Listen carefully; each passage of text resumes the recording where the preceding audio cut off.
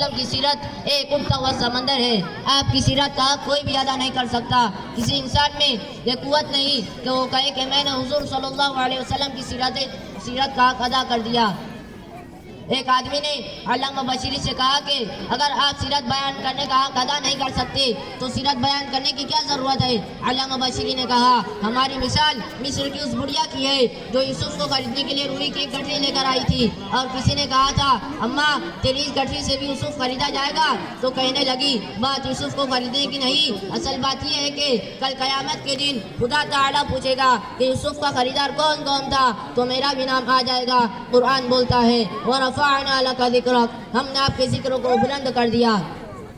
میرے بھائیوں، نبی چلتے ہیں قرآن بولتا ہے، نبی اٹھتے ہیں قرآن بولتا ہے، نبی بیٹھتے ہیں قرآن بولتا ہے، نبی پہاڑ پر ہے قرآن بولتا ہے، نبی بولتے ہیں قرآن بولتا ہے، نبی غار میں ہے قرآن بولتا ہے، نبی گلی میں ہے قرآن بولتا ہے، نبی مکہ میں ہے قرآن بولتا ہے، نبی محمد کی ایک ایک ادا قرآن بولتا ہے، نبی مسکراتے ہیں قرآن بولتا ہے، نبی روتے ہیں قرآن بولتا ہے، نبی صحابہ کو اپنے سینے سے لگاتے ہیں قرآن بولتا ہے، نبی مسجد میں ہے قرآن بولتا ہے. اے پیغمبر، ہم نے آپ کی ایک ایک ادا قرآن میں اتار دیا، اس لیے کہ آپ اتنے بلند ہیں کہ آپ کی وجہ سے مکہ کی گلیوں کو بلند کیا، آپ کی وجہ سے مدینہ شہر کو بلند کیا، ہم نے آپ کی وجہ سے صحابہ کو اتنا بلند کر دیا کہ قیامت تک کوئی جوان، کوئی ولی، کوئی کتب، کوئی ابدال آپ کے قدموں کا مقابلہ نہیں کر سکتا، کوئی اس کی گردوں کو بھی نہیں پہنچ سکتا، اس لیے کہ جو آپ کا صحابی بنا وہ بھی کائنات میں بلند ہوگا. ہمارے نبی، نبیوں کے نبی اللہ تعالیٰ نے اور انبیاء بھی دنیا میں بھیجے،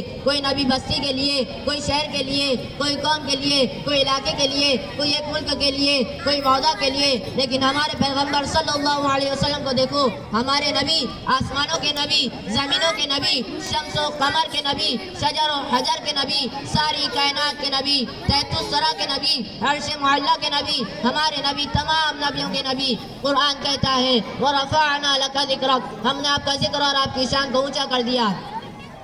شان مصطفیٰ دیکھیے، موسیٰ علیہ السلام نے پتھر پر لاٹھی ماری، پانی کے 12 چشمے نکال آئے. قرآن کہتا ہے فَانْفَجَرَتْ مِنْهُ اثْنَتَا عَشْرَةَ عَيْنًا قَدْ عَلِمَ كُلُّ أُنَاسٍ مَشْرَبَهُمْ، کہ موسیٰ علیہ السلام نے لاٹھی ماری، پانی کے چشمے پہاڑ سے نکل آئے.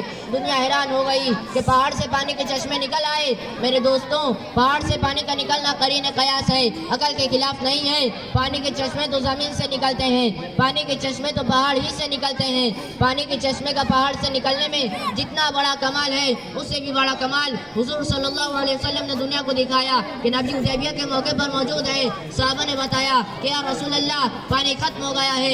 حضور صلی اللہ علیہ وسلم نے فرمایا پانی کا ایک پیالہ لاؤ. پیالے میں تھوڑا سا پانی تھا، آقا نے نبوت والا ہاتھ اس میں ڈالا تو ان کی انگلیوں سے پانی کے چشمے نکل آئے. تو قرآن نے کہا وَرَفَعْنَا لَكَ ذِكْرَكَ، ہم نے آپ کا ذکر اور آپ کی شان کو اونچا کر دیا. دعا کی قبولیت دیکھیے، حضور صلی اللہ علیہ وسلم کے پاس حضرت ابو ہریرہ آئے اور فرمایا یا رسول اللہ میری ماں کے لیے دعا کریں. حضور صلی اللہ علیہ وسلم نے نبوت والا ہاتھ اٹھایا اور فرمایا اللہم اہدی ام ابی ہریرہ، اے اللہ ابو ہریرہ کی ماں کو ہدایت عطا فرما. یہ دعا کرتے ہی حضرت ابو ہریرہ اٹھے اور گھر کی طرف بھاگے جا رہے تھے. کسی نے بازو پکڑ لیا اور پوچھا اے ابو ہریرہ کہاں جا رہے ہو؟ فرمایا گھر جا کر دیکھنا چاہتا ہوں کہ پہلے میں گھر پہنچتا ہوں یا میرے نبی کی دعا پہلے گھر پہنچتی ہے. گھر پہنچے، دیکھا کہ دروازہ بند ہے. تھوڑی دیر بعد دروازہ کھلا، دیکھا تو ماں غصے سے فارغ ہو کر فرمانے لگی اے ابو ہریرہ جلدی کر، مجھے رسول اللہ کے دروازے پر لے جا کر کلمہ پڑھا دے. تو اس بات پر قرآن نے کہا وَرَفَعْنَا لَكَ ذِكْرَكَ، یہ نبی کی شان ہے.